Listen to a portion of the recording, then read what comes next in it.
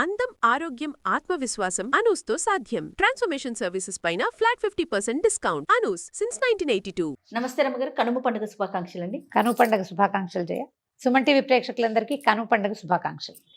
మనం కనుమ ముక్కనుమ పండుగ వెళ్ళిన మరుసటి రోజు కనుమ, ఆ తర్వాత రోజు ముక్కనుమ కదండి. ఈ 2 రోజులు కూడా విశేషంగా జరుపుకుంటాం కదా రమ్మగారు. ముక్కనుమ సంగతి ఎట్లా ఉన్నా కనుమ అయితే జరుపుతాం బాగా.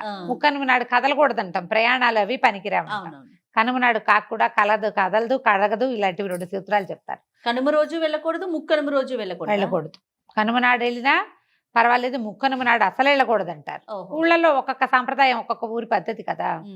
అయితే కనుమ పండుగ, ఈ కనుమ నాడు ఏంటంటే సంక్రమణం అప్పుడు, భోగి సంక్రమణ మధ్యకాలంలోనే త్రివిక్రమావతారం జరిగిందని. ఏది వామనుడు బలిచక్రవర్తి దగ్గర దానం తీసుకున్నాడని, భూమి ఆకాశాలు తన 2 పాదాలతో ఆక్రమించాడని, తర్వాత 3వ పాదం ఎక్కడ పెట్టమంటావు అని అడిగితే మన బలిచక్రవర్తి నెత్తి మీద పెట్టాడని చెప్తారు. అయితే ఈ బలిచక్రవర్తి ఇలా భూమిలోకి పాతాళంలోకి తొక్కివేయబడిన బలిచక్రవర్తి ఈ కనుమ నాడు సంక్రమణం చెందిన తర్వాత, సూర్యుడు సంక్రమణం చెందిన తర్వాత రోజున ఆయన భూవిహారానికి వస్తాడు. భూమండలం అంతా ఆయనది. అదేలేండి. ఇప్పుడు భూమిని వామనుడికి దానం ఇచ్చేశాడు, భగవంతుడికి ఇచ్చేశాడు దానం. ఈ తను దానం చేసినది ఎలా ఉందో చూడటం కోసం ఆయన వస్తాడని చెప్తారు. మనం ధనుర్మాసం మొదలైనప్పటి నుంచి, నెలగంటు పెట్టినప్పటి నుంచి ఏం చేస్తాం, పీటల ముగ్గులు వేయటం మొదలు పెడతాం. అవును కదా, గళ్ళ ముగ్గులు, గీతలు, పీటలు అంటారు. అవును, ఎవరి ప్రాంతాన్ని బట్టి వాళ్ళు. కానీ ఖచ్చితంగా పేడకల్లాపి, ఆవు పేడతోటి కళ్ళాపి చల్లటం, పెద్ద పెద్ద ముగ్గులు వేయటం, అవకాశం ఉన్న వాళ్ళు గొబ్బిళ్ళు పెట్టుకోవటం, రకరకాల ముగ్గులు, రోజుకో ముగ్గు చొప్పును కూడా వేస్తారు. ఈ రోజున ఏం చేస్తారు, సంక్రమణం రోజున కూడా పెద్ద పెద్ద పీటల ముగ్గులే వేసుకుని ఇవాళ రథమ ముగ్గు వేస్తారు. ఈ రథం ముగ్గు ఏం చేస్తారు, తూర్పు నుంచి పడమరకి ప్రయాణం చేస్తున్నట్టుగా తాడు అటువైపు వేస్తారన్నమాట, తూర్పు పడమరలకు వేస్తారు. అవునండి. ఒక రథం ఎక్కి దిగి, బలిచక్రవర్తి 2వ రథం ఎక్కి దిగి మన ఇళ్ల వైపు ప్రయాణం చేసి వస్తాడని, తను వదిలేసినటువంటి భూమి యొక్క పంటలు ఎలా ఉన్నాయి, భోగభాగ్యాలు ఎట్లా ఉన్నాయి, పాడి పంటలు సక్రమంగా ఉన్నాయా లేదా అని చెప్పి ఆయన వస్తాడు, భూవిహారానికి వస్తాడు అని చెప్పి ఈ రోజున మనం రథం ముగ్గులు వేసుకుంటాం. ఓకే. పండగ రోజున పొంగల్ చేసుకోవటం, చక్కెర పొంగల్ చేసుకోవటం, ఆ విధానంగా చేసుకుంటాం. కనుమనాడు తప్పకుండా గారెలు తినాలని చెప్తారు. కనుమనాడు మినుము తినాలి అని, కనుమనాడు గారెలు చేసుకోవటము. తర్వాత ఏమో మన అక్కడి నుంచి బసవన్నని గౌరవించటం.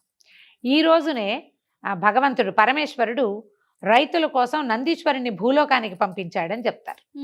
అందుకని తప్పకుండా బసవన్నలని, ఎడ్లని, గిత్తలని చక్కగా స్నానం చేయించి అలంకరించి బసవేశ్వరుడుగా, ఏమన్నా మన నందీశ్వరుడుగా పూజించి, తర్వాత ఎడ్ల పందాలు అవి చేస్తారు. కొమ్ములకి రంగేయటము, బంతిపూల దండలు చుట్టటము, తినిపించటం. గారెలుండి తినిపించే పద్ధతి కూడా ఉంది. మినపప్పు నానబెట్టిన మినుముని తినిపిస్తారు. ఒక్కొక్క ప్రాంతాల్లో ఒక్కో రకంగా ఒక రగా ఉంటుంది. ఈ కోడి పందాలు, రకరకాల పందాలు వేసుకునే వాళ్ళు వీళ్ళు ఇది చేసుకుంటారు. కానీ మామూలు రెగ్యులర్ పూజా విధానమే మనం ఈ మినుము దానం చేయటం కూడా, పంచుకోవటం. మినపప్పు మనం గారెలో వాళ్ళలో ఏదో చేసుకుని, దీపగారెలో బెల్లం గారెలు చేసుకుంటాం కదా, స్నేహితుల ఇళ్ళకి పంపించడం మంచిది. ఓకే. దాన ప్రక్రియే ఒక రకంగా. కోట్లకి, రోడ్ల మీద కనపడే ఆవులకి అన్నిటికీ కూడా మినపప్పు నానబెట్టి, పొట్టు తీయని పప్పు అయితే మంచిది. పొట్టుపప్పు అయితే ఆ పప్పుని అలాగే నానబెట్టింది ఒక దోసెడు పెట్టడం, వడ్లు అవి దానం చేయటం. పాతకాలంలో ఏం చేసేవాళ్ళు, పల్లెటూళ్ళలో ఈ వడ్ల కంకులు ఇవన్నీ వేళ్లాడేసేవాళ్ళు. పక్షుల కోసం వేళ్లాడేసేవాళ్ళు. ఇంతంత కంకులు చేయటం, ఇట్లా కట్టకట్టడము, ఓ చోట పెడితే అక్కడి నుంచి పక్షులు గింజలు వలుచుకుని తింటూ ఉండేవి. వడ్లు దానం చేయటం, ఎవరైనా వస్తే ఓ గుప్పెడు వడ్లు దానం చేయటం. గుప్పెడు అంటే ఇన్ని వస్తాయి, దోసెడికి వస్తారు. ఇట్లా దోసెలతోటి దాన ప్రక్రియ.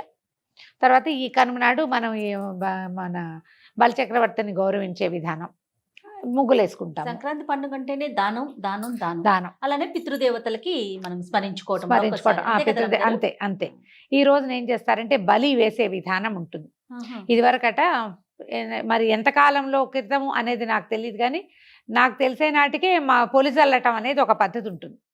ఈ కనుమ నాడు ఏం చేస్తారంటే పసుపు, కుంకుమ, కొత్త బియ్యపు దీంట్లో కలిపి దాన్ని పొలాల్లో చల్లుతారు. భూత బలిగా చెప్తారు.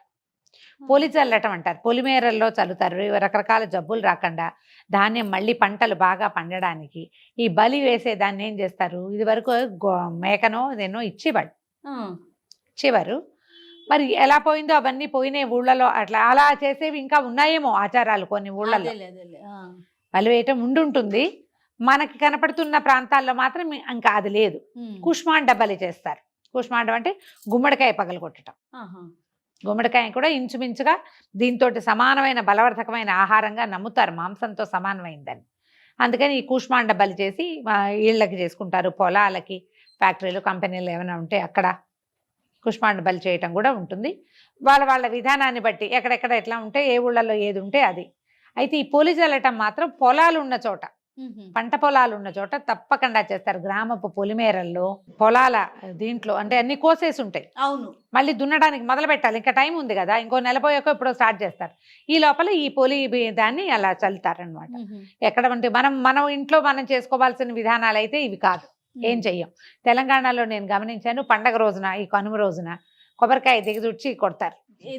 ఇళ్ళకి వాకిట్లో నిలబడి, వాకిలు చక్కగా గుమ్మాలు బాగా అలంకరించి, మా మామ అన్ని పదార్థాలన్నీ లోపల చేసుకుని కొబ్బరికాయ మీద కర్పూరం పెట్టి ఇళ్ళకి దిగదుడిచి కొబ్బరికాయలు కొట్టేది కూడా కనపడుతుంది. ఇప్పుడు మనకు ఆ పద్ధతి లేదనుకో, వాళ్ళు చేస్తుంటే ఏమిటో వింతగా ఉంటుంది. అదొక కొత్త ఆచారం, మనకు తెలియని ఆచారం, మనకు తెలియదు. వాళ్ళ పద్ధతి అది, వాళ్ళ పద్ధతి కనపడుతుంది. తెలంగాణలో అక్కడక్కడ చూసా. మరి తెలంగాణదా వీళ్ళు వేరే ప్రాంతం నుంచి వచ్చారు, వాళ్ళు అక్కడ అలవాటో నాకు తెలియదు, కానీ అది చేసే విధానం కనిపిస్తుంది. మన వైపు ఇళ్ళకి దిగదొడటాలు అవి మనం చెయ్యం. ఈ ఆవుల్ని మన ఎడ్లని వాటిని అలంకరిస్తారు కదా, జొన్న కట్టలు అవి వెలిగించి వాటికి దిగదొడుస్తారు. జొన్న ఇవి ఉంటాయి కదా, మన జొన్న అనకూడదు, దాన్ని జనుము అంటారు. జనుము కట్టలు దాన్ని వెలిగించి దాంతో దిగదొడుస్తారనమాట, ఆ మండే దాంతో. ఇప్పుడు ఈ ఎద్దు యొక్క సహాయంతో రైతు ఇంత పంట పండించాడు. ఎద్దుకు కూడా ఆరాపుల్లింగ్ కావాలి కదా, అబ్బాయి ఏమున్నాయిరా ఎడ్లు అంటారు చూడంగా. మంచి ఎత్తరిగా బాగుందనుకో, పొలం పనులు బాగా వీళ్ళకి బాగా పండితే కష్టం అంతా బసవడిది. బసవడి కష్టం ఇది. అందుకని జనాల దృష్టి ఉంటుంది.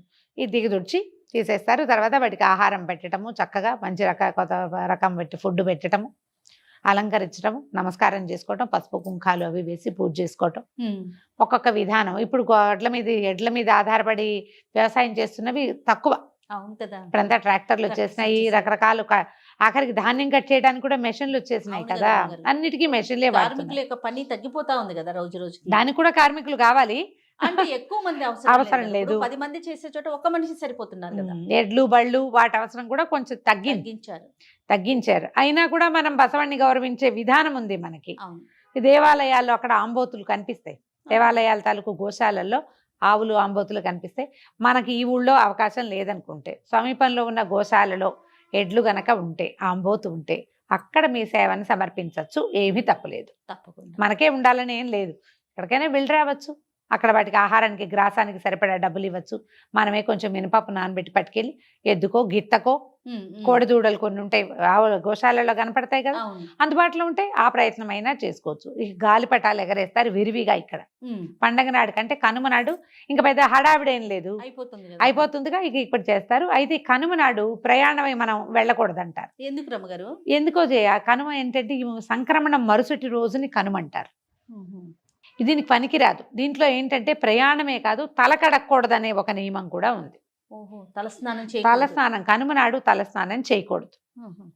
కనుమ నాడు తలస్నానం చేయకూడదు, ప్రయాణాలు అవ్వకూడదు. అందుకని పండగ నాటి రాత్రే వెళ్ళిపోయేవాళ్ళు చాలా మంది. లేకపోతే ఉంటే కనుక ఇంకో 2 రోజులు ఉండాలి. ముక్కనుమ కూడా పనికిరాదు కొన్ని ఊళ్ళల్లో. లగేజ్ తీసుకెళ్లి వేరే ఇళ్లలో పెట్టడము అలా కూడా చేస్తారు. అవకాశం ఉంటే చేయటము. ముక్కనుమ సిద్ధాంతం మా వైపు ఉంది. ముక్కనుమ నాడు కూడా ప్రయాణం అవ్వకూడదు. కనుమ, ముక్కనుమ ఎందుకు వచ్చిందో దీని వెనకాల ఏదో ఉంటుంటుంది, ఆంతర్యం ఉంది. కానీ మనకి సాధారణంగా పెద్దవాళ్ళు చెప్పేవి మాత్రం కనుమ నాడు కాకైనా కదలదు, కాకైనా కడగదు, ఈ 2 చెప్తారు. అవకాశాన్ని అయిపోవటమేనండి.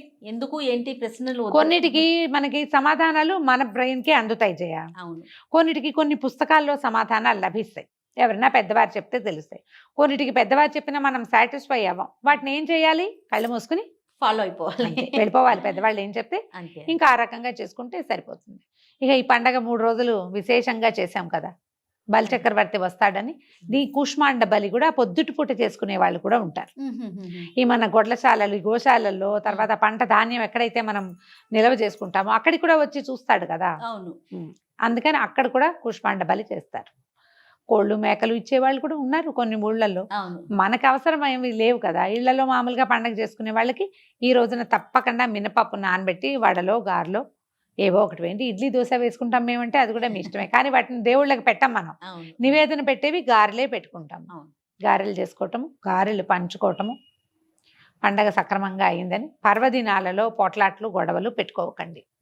అవకాశం ఉంటే దేవాలయ దర్శనం చేయండి, చాలా మంచిది. ఇది ఎందుకంటే ఇది ఇంకా వచ్చేసింది, దేవతలు మెలకుగా ఉంటారు కాబట్టి ఈజీగా వరాలు లభిస్తాయి అన్నమాట మనకి. అదే. మనం చిన్న పూజ, చిన్న జెస్చర్ కూడా ఫలితాన్ని ఇస్తుంది.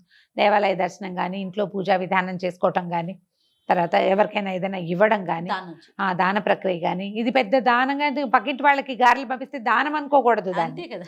స్నేహంతో స్నేహంతో పంపిస్తాం. మనం గారెలు ఇస్తే వాళ్ళు చక్కెర పొంగలు ఇస్తారు. అంతే. అంతే కదా.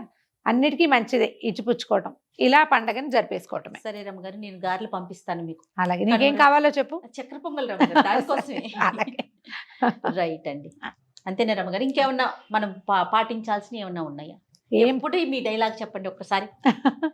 కొట్లాడుకోవద్దు, Yes. పోట్లాడుకోకండి, ఏ విషయానికి గొడవకి దిగద్దు. చిన్న చిన్న వ్యవహారాలకి మొదలుపెట్టిన తగదాలు చిలికి చిలికి గాలివాన అవుతాయి.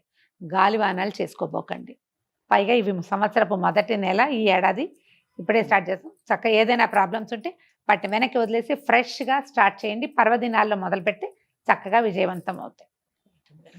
నమస్తే. నమస్తే జయ.